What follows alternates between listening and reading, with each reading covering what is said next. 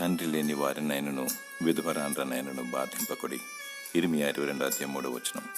తండ్రి అయిన దేవుని ఎదుట పవిత్రమును నిష్కలంకమైన భక్తి ఏదనగా దిక్కులేని పిల్లలను విధవరాండ్రను వారి ఇబ్బందులు పరామర్శించుటయు ఇహలోక మాలిన్యము తనకంటకుండా తాను కాపాడుకొనుటయునే.